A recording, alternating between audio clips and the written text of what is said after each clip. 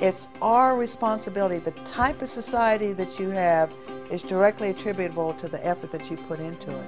If you can keep a kid from getting in trouble in the first place, that's what we need to do as a society. We are losing generations of kids because we're not intervening.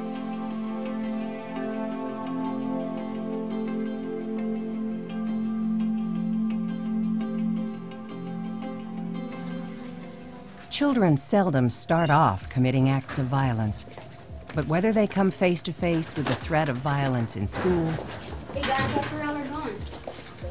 What are you gonna do about it? in a broken home, You gonna hit me again? or in a street gang, the lure of violent behavior traps thousands upon thousands of young Texans in a cycle that often ends behind bars. It's easy to think violence is someone else's problem, but the Rotary clubs of Austin and Houston believe it's an issue for all Texans. As Rotary International has helped eradicate the polio virus around the world, the Rotary clubs want to eradicate violence in our society. We believe schools are in a unique position to intervene with programs that teach children how to respond to threats of violence. If we can intervene at an earlier age, we're far better off.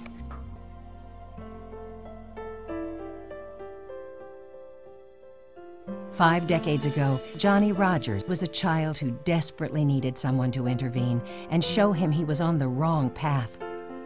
In school, Johnny had dreams of becoming a history teacher. Every day I would think about what it'd be like to be a teacher, you know. But as you say, I would suppress it. I couldn't allow it to grow, to bloom, you know, because it would interfere with what I was about. Like so many young people today, Johnny joined a gang when he was barely a teenager. His gang was notorious for armed robbery. It was his way of making people too afraid to tease him. Childhood polio left Johnny with a deformed arm. Children can be vicious. Growing up, oh, afflicted Johnny Rod, man, I hated that. And the feeling generated that mindset. And it made me angry. It made me a violent person. Johnny spent 30 years, half his life behind bars for committing violent crimes. Just think maybe if someone had spent more time with Johnny talking about the merits of being a teacher. So many children, because they don't have the structure at home, the nurturing at home, begin to act out. It's small things and then it escalates. You know, birth is such a miracle, life is such a miracle, and we're squandering our children.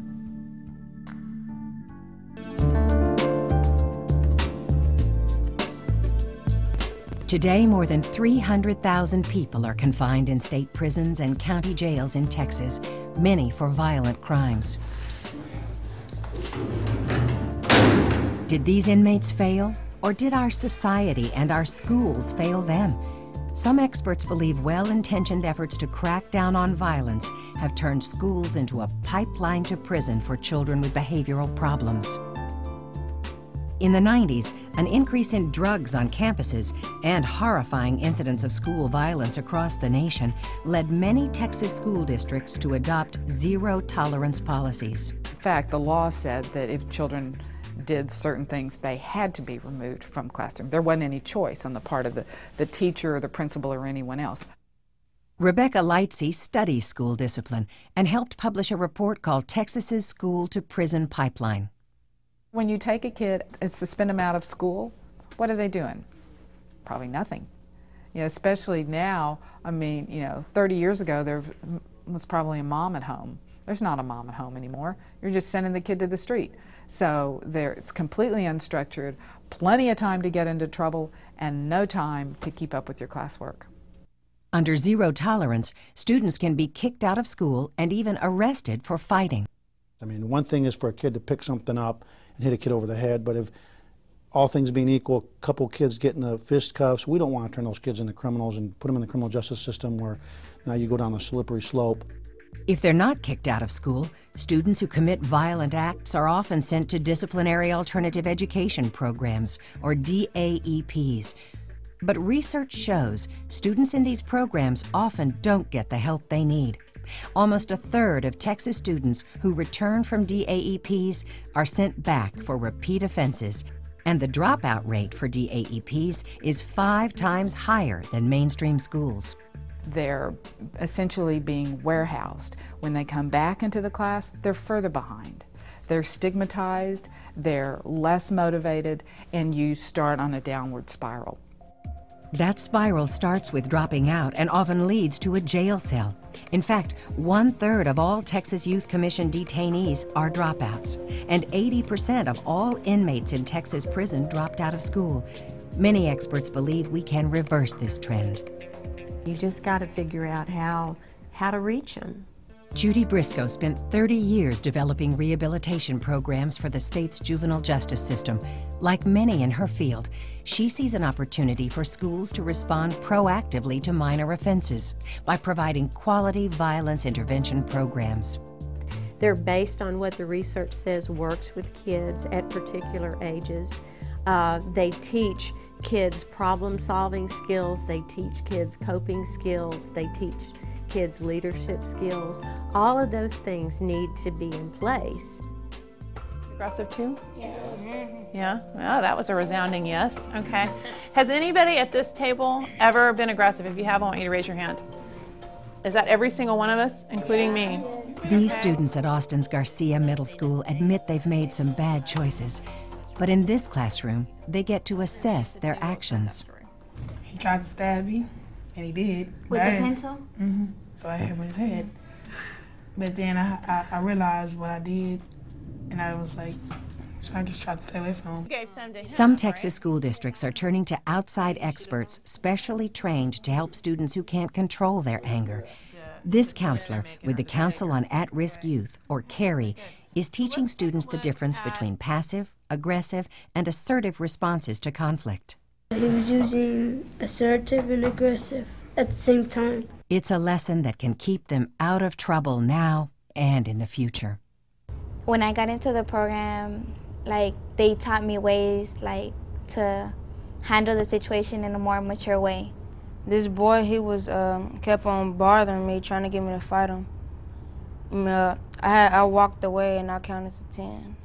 Through group sessions and role-playing, students are learning how to control their tempers. Please leave me alone, please. Why? Why? I was the teacher. So is it better to stay calm in this kind of situation or to get mad? Stay calm. Stay calm. Why? Because once you start getting aggressive, it can escalate into things that you don't want to escalate into. The school's principal, Dr. Helen Johnson, sees the counseling sessions as transforming for individuals and a benefit to the entire school. An administrator can always do discipline, but we want to change the behavior. So if you want to change the behavior, oftentimes it requires counseling to help children just to analyze what that problem is. And within a few weeks, you can see a tremendous growth and difference. Miss Sally is a very good teacher of the program. I've had a lot of altercations, and she's helped me with those altercations and all that. Honestly, I think that if it wasn't for the CARI program, I don't know where I would be right now. It definitely showed me ways to be more approachable, not aggressive, and I think that that'll take me a long way in the future.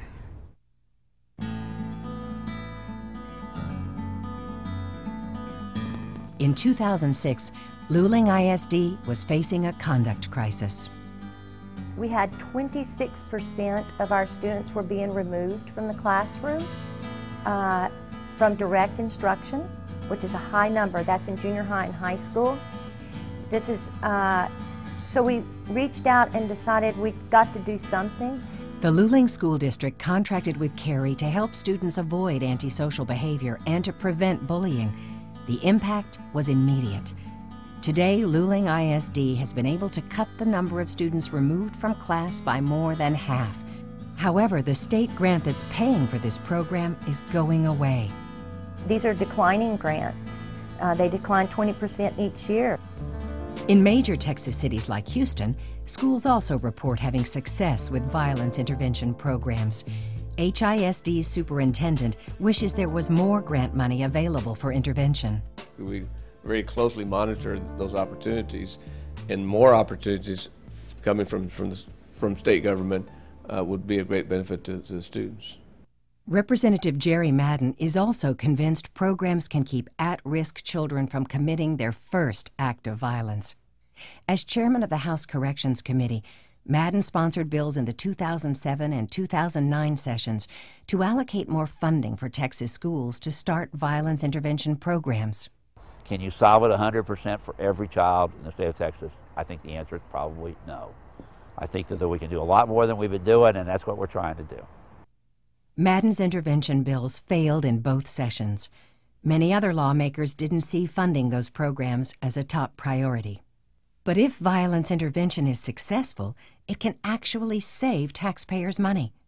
The annual costs to keep someone in a county jail, state prison, or TYC facility are staggering when compared to the relatively small investment we could make in intervention. The annual cost for a program like Carry? Only $600. Of course, housing offenders is not the only way crime costs us money. Every juvenile delinquent who becomes a habitual adult criminal will cost us between $1 and $3 million in their lifetime. That's taking into account the cost of law enforcement, the criminal justice system, courts, public defenders, probation, and parole. Then there's the loss of tax revenue and child support. And that doesn't include the human toll and the misery for their families and their victims' families.